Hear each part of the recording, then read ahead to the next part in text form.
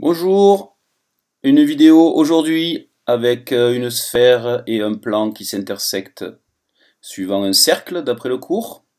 Vous pouvez toujours visionner dans la fiche sphère-plan. Donc tout d'abord on va essayer de montrer dans la première question, question petit a, que le plan et la sphère s'intersectent.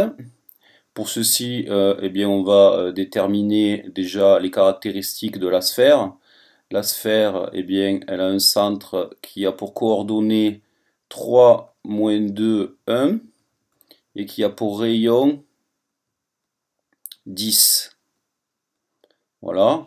Donc on a, d'après le cours qui est dans la fiche à droite, que le plan et la sphère s'intersectent lorsque la distance du centre au plan, eh bien, elle est plus petite strictement que le rayon. Donc je vais déterminer cette distance.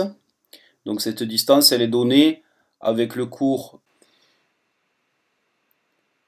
Donc il suffit juste que je détermine cette distance.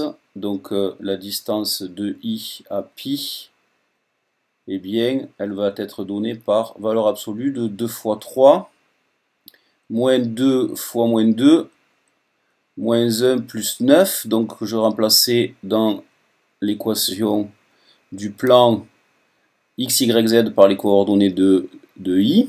Et ensuite je fais la norme du vecteur normal au plan pi, donc 2 au carré, plus 2 au carré, plus 1 au carré. On calcule tout ceci, on simplifie, ça fait 6. Voilà. Donc ici j'utilise un résultat de cours. Voilà, donc on compare la distance au rayon, on voit qu'on a un cercle d'intersection, donc maintenant qu'on sait qu'on a un cercle intersection, eh bien on va déterminer les éléments caractéristiques de ce cercle. Donc c'est le centre. Le centre, je vais l'appeler K. Donc K, qu'est-ce que c'est que ce point K? Eh bien c'est l'intersection de la droite qui passe par I et qui est dirigée par le vecteur normal au plan pi et le plan pi. Donc il faut que je détermine déjà la droite qui passe par I et qui est dirigée par NP. Donc ici, donc cette droite, on la donne sous forme paramétrique. X, Y, Z sont égales à... Voilà. Donc en fait, les coordonnées de K vérifient le système qui va être déterminé par la droite D et puis le plan pi. Donc ici vous avez la droite D et ici le plan pi. Donc je résous ce système. On va obtenir que... d'accord. Et donc notre point K, eh bien c'est moins 1, 2, 3, ces coordonnées. Voilà, maintenant qu'on a déterminé le centre du cercle intersection, je vais déterminer son rayon.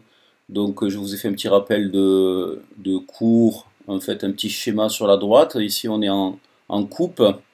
Et du coup on va pouvoir appliquer le théorème de Pythagore dans le triangle IK.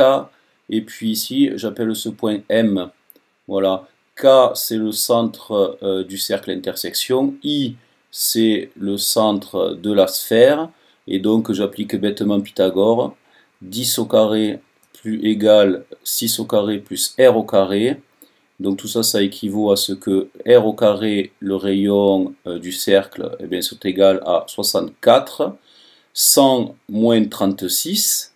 Et tout ça, ça équivaut à ce que R vaille 8. Pourquoi? Parce que R, c'est bien sûr quelque chose de positif. Donc voilà pour cet exercice